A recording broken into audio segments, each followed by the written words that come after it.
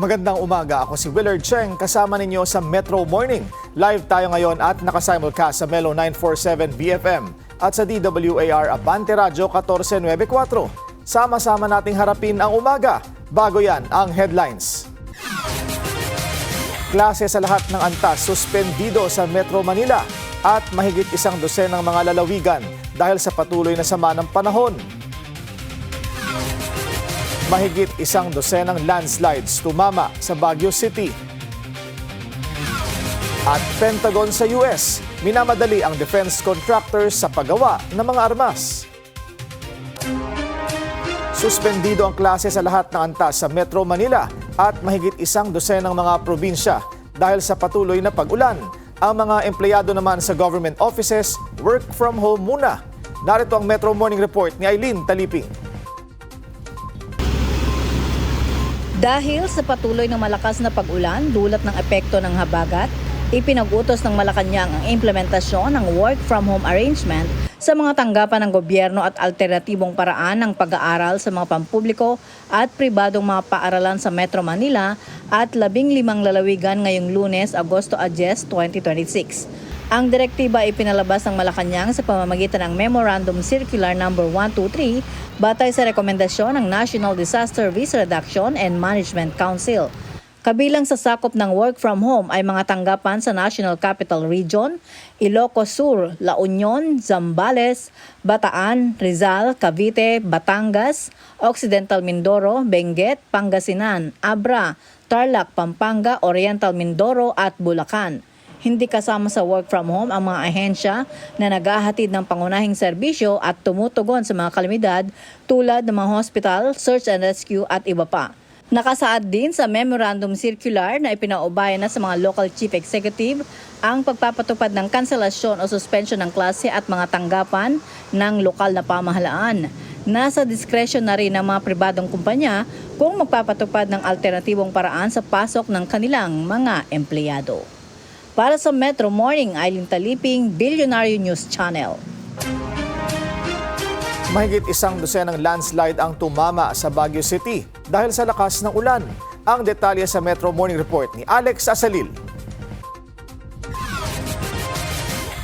Landslide, pagbaha at pagguho, ilan lamang ito sa mga suliraning hinaharap ng Baguio City sa gitna ng epekto ng bagyong Dolphin at habagat. Batay sa Rapid Damage Assessment and Needs Analysis o RDANA ng Baguio CDRRMC, 13 landslide, erosion at rockfall incidents, 3 eroded riprap, 2 sinkhole at 3 insidente ng pagbaha ang naitala.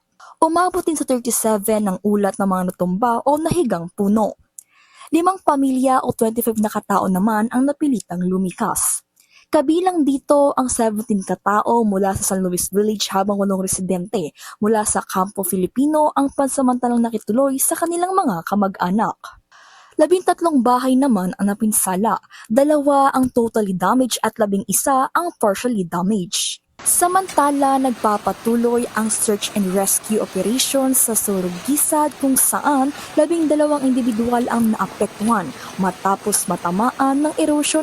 Nadagdagan naman ang mga natagpuang biktima sa landslide sa Bandang Procdos kung saan 3 katawan na ang na-recover ng mga otoridad pasado 1:00 ng madaling araw ngayong Lunes habang patuloy pa rin sa paghahanap para sa 6 pang individual na nawawala kabilang ang 2 taong gulang na bata. Mataas pa rin ang tubig sa City Camp Lagoon habang patuloy ang pag-ulan, malakas na hangin at makapal na hamog sa lungsod. Sa kuryente naman, 86 na barangay ang nawala ng supply nitong linggo ngunit mahigit 1.5 billion pesos na ang naitalang pinsala ng Beneco kabilang ang 7 transformer at 22 na poste. At dahil sa epekto ng habagat, suspendido ang face-to-face classes sa lahat ng antas ngayong araw, pati ang number coding scheme sa lungsod ayon sa anunsyo ni Baguio City Mayor Benjamin Magalong. Patuloy namang nakaalerto ang mga response team at CDRRMC habang minomonitor ang mga lugar na posibleng maapektuhan pa ng masamang panahon. Para sa Metro Morning, Alex Asalil, Billionaire News Channel. Kumuha tayo ng update sa panahon, makakausap natin ngayon si BNC resident meteorologist Benison Estareja. Benison, good morning at hanggang kailan ang mga pag-ulan? Good morning, Sir Willard, and to all our viewers. Sa ngayon po nakikita natin na itong habagat or southwest monsoon na slightly enhanced by different tropical cyclones surrounding our country. Maring magtagal pa po hanggang sa katapusan ng linggong ito. Even though nakikita naman natin na gradual itong hihina at posibleng magkaroon ng improvement ng weather conditions natin dito sa Luzon and Visayas pagsapit ng kalagitnaan ng linggong ito. Meron tayong namataan na tropical storm with international name na Peilu, 2,515 kilometers silangan ng extreme northern Luzon. Ngunit hindi ito papasok ng ating Philippine area of responsibility at bahagyang magpapaibayo din po ng southwest monsoon. So within the next 24 hours, pinakamataas ang tsansa ng ulan sa Benguet, Zambales, and Bataan. Monsoon rains or madalas na magiging malakas sa mga pag-ulan pa rin within 24 hours, kahit mag-ingat din sa banta ng mga baha at landslides at mataas pa rin ang tsansa ng mga heavy rainfall warnings. Samantala for Metro Manila, occasional rains or paminsan-minsan merong malalakas po ng mga pag-ulan pa rin for the day. So kung lalabas po ng bahay at hindi maiwasan, magbaon po ng payong or kapote. Ganyan din sa may Ilocos region, na dito ng bahagi ng Cordillera region, Nueva Vizcaya, Tarlac, Nueva Ecija, Pampanga, Bulacan, Rizal, Cavite, Batangas, pababa ng Oriental Mindoro at Occidental Mindoro. Meron naman mga light to moderate rains for today dahil din sa habagat over Western Visayas, na dito ng bahagi ng Cagayan Valley, rest of Calabarzon, rest of Mimaropa, Camarines Norte at Camarines Sur. At sa mga hindi naman natin nabanggit na mga lugar, partly cloudy skies naman in general at meron lamang chance ng mga pulupulo at saglit na ulan and thunderstorms. Yan muna ang napapanahong balita ngayong Lunes. Balik sa Sir Willard. Maraming salamat sa update, Benison Estareja. Nakabukas ang lahat ng 8 gate ng Ambuklao Dam sa Benguet. Ayon sa Pag-asa, 6 na gate naman ang nakabukas sa Binga Dam. Papalapit na sa normal high water level ang tubig sa mga reservoir. Pinapayuhan ang mga residente sa mga posibleng maapektuhang lugar na mag-ingat. Kabilang dito ang Barangay Ambuklao sa Bokod, pati na rin ang Barangay Daluripip or Pirip at Tinongdan sa Itogon. Hindi titigilan ng Ombudsman si Senator Joel Villanueva sa gitna ng investigasyon sa umunoy pagkakadawit nito sa flood control scandal. Tiniyak ni Ombudsman Jesus Crispin Remulla na tuloy ang preliminary investigation laban kay Villanueva sa kabila ng paglipat ng senador sa majority block. Nitong Hunyo, sinabi rin ng Ombudsman na gumugulong na ang preliminary investigation kay Villanueva dahil sa umano'y anomalya sa flood control projects. Iniimbestigahan na ng Office of the Ombudsman ang 32 maanomalya umanong flood control project sa Taguig. Ayon kay Senador Panfilo Lacson, ginamitan ng recycled photos sa pagsingil sa progress billing ang mga proyekto. Inilantad ni Lacson na ang pondong ginamit sa mga ghost projects ay mula sa insertions ni Senador Alan Peter Cayetano sa General Appropriations Act. Dagdag pa ni Lacson, 2 lamang sa 6 na kontraktor na isinasangkot sa issue ang nagsumite ng affidavit sa Ombudsman.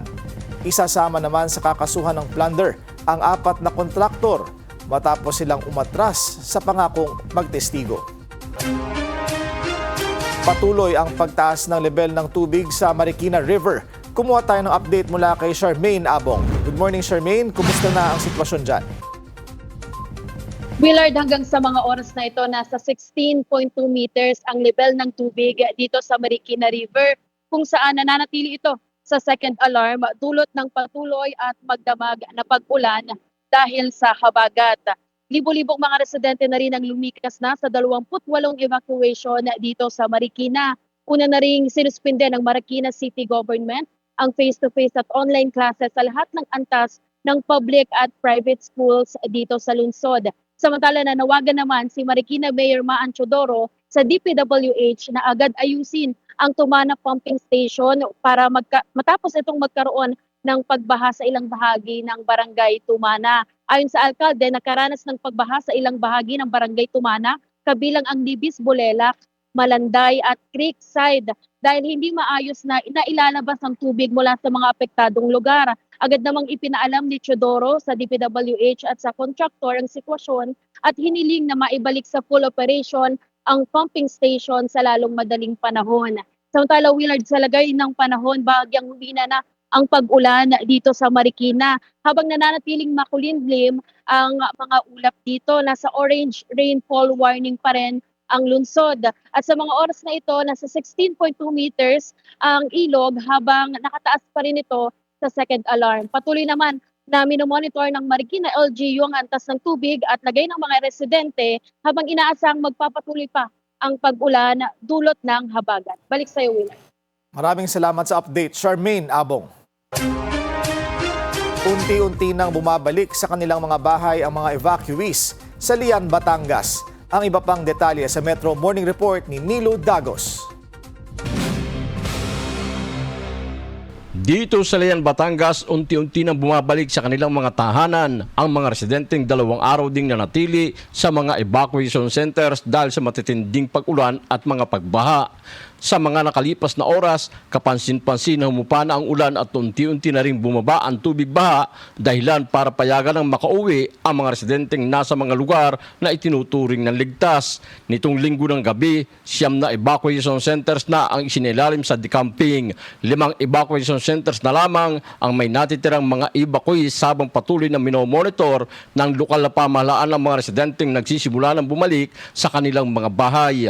Nitong Sabado hanggang Linggo ng umaga, naging abala ang mga rescue at mga evacuation team ng Lian dahil sa mabilis na pagtaas ng tubig at walang tigil na pag-ulan dahilan para hindi muna madaanan ang ilang kalsada at spillway sa iba't ibang barangay. Noong Sabado ng hapon, nasa 52 pamilya o 205 individual na ang nailikas kabilang ang 45 pamilya mula sa Sitio Aplaya sa barangay Balibago habang patuloy pa ang preemptive evacuation sa mga lugar na nasa panganib. Nitong madaling araw ng Linggo, lalo pang dumami ang kailangan ilikas at umabot sa 13 ang ginagamit na evacuation centers at nasa 132 pamilya o 373 individuals na ang nailikas.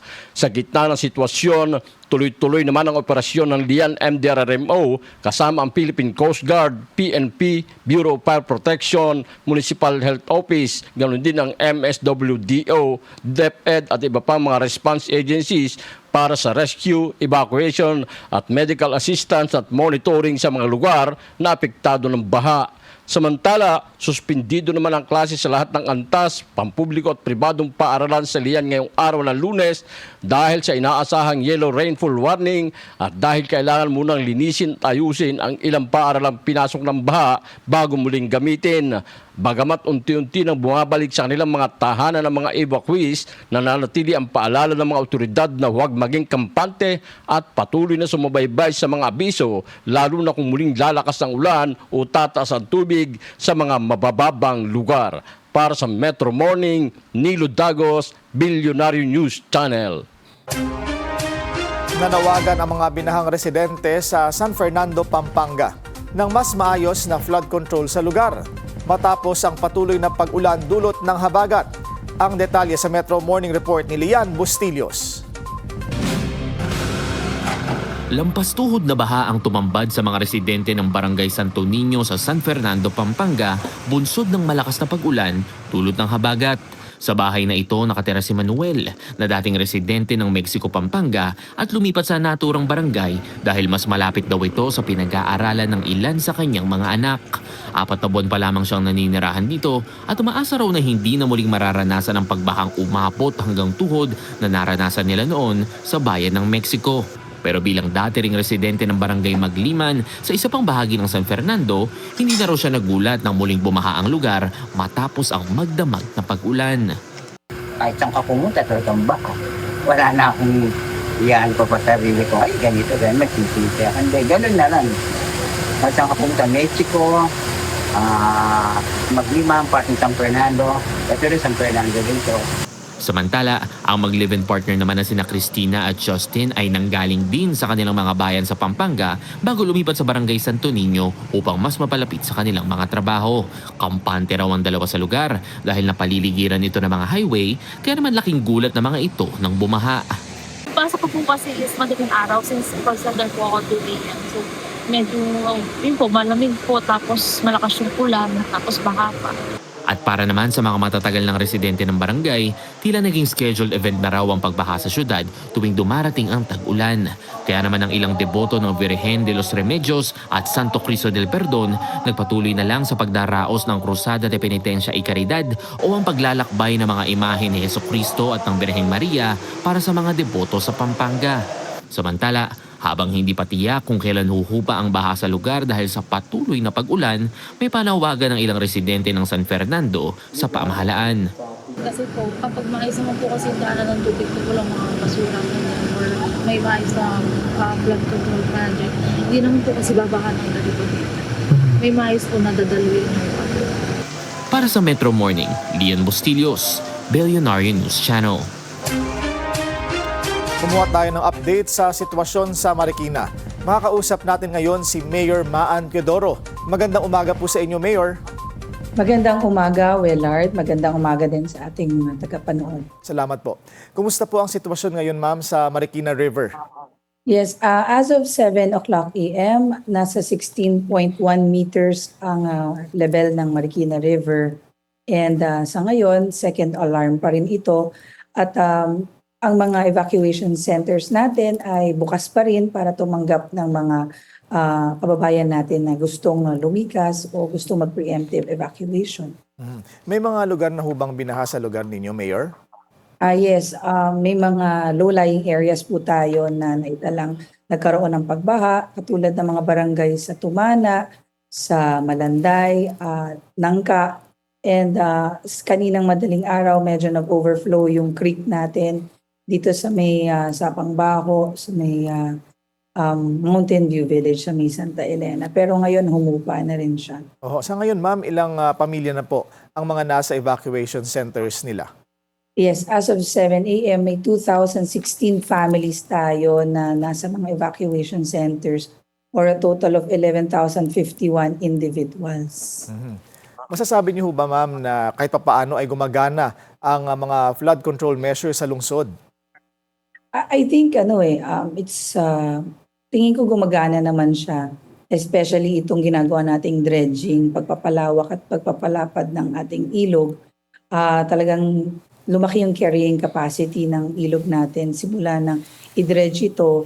And at the same time, lahat ng mga waterways natin, yung mga drainage systems, yung mga creeks natin at mga kanal ay talagang all year round ay nililinis natin para mawala ng mga obstruction. So para free-flowing ang mga tubig baha or pag-ulan o yung tubig ulan kapag dumating ang ganitong panahon. Sa ngayon, ma'am, ay may rainfall warning pa rin pong nakataas sa lungsod. Ano po ang mensahe ninyo sa mga residente? Kailangan po, lalo na alert level 2 po tayo. So ibig sabihin, hindi pa rin po talaga humuhupa ang ating ilog. Kaninang alauna ng madaling araw, bumababa na sana siya ng around 15.7 meters. Biglang bumuhos po ang pag-ulan. Ako po ay nakikiusap sa ating mga kababayan na kung wala naman po silang importanteng pupuntahan, sila po ay manatili sa kanilang mga kabahayan at maging alerto. Tandaan po natin na mahalaga po ang kaligtasan ng ating pamilya. Maraming salamat po sa inyong oras, Marikina Mayor Maan Teodoro, at ingat din po. Salamat po. Tuloy ang misa sa parokya ng San Ildefonso de Giginto sa Bulacan nitong linggo. Ito'y kahit pa pinasok na ng baha ang loob ng simbahan. Hindi natitinag ang mga deboto sa lugar at nakinig sa misa. Nanawagan naman ang parokya sa publiko na mag-ingat dahil sa sama ng panahon. Pinayuhan din sila na umiwas sa mga lugar na binaha. Tingnan natin ang daloy ng traffic ngayon sa EDSA White Plains. Light to moderate ang daloy ng traffic sa southbound lane habang magaan pa ang northbound lane. Dito naman tayo sa EDSA at West Avenue, magaan pa ang daloy ng traffic sa magkabilang lane. Susunod sa Metro Morning, spliced videos at delaying tactics umano ng kampo ni VP Sara pinuna ng prosecution. At Iran, iginiit na wala silang direktang negosasyon sa US.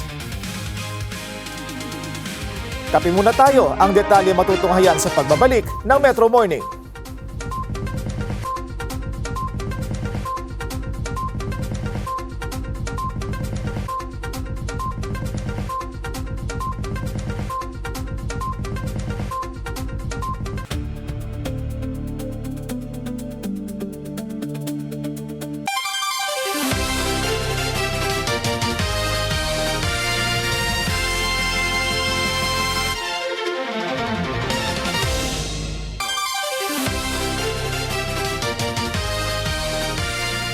Welcome back dito sa Metro Morning.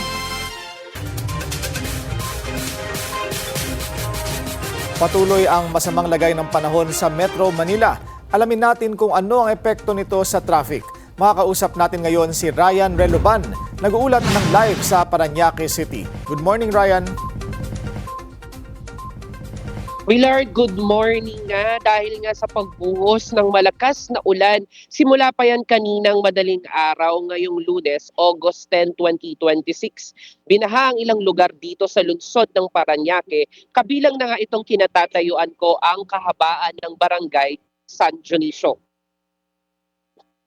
Matinding traffic sa mga motorista at kahirapan sa maraming individual, lalo na sa mga papasok sa kanilang trabaho, ang sumalubong sa kanila ngayong umaga dahil sa lagpastuhod na baha rito sa dalawang linya sa kahabaan ng barangay San Dionisio, Parañaque City.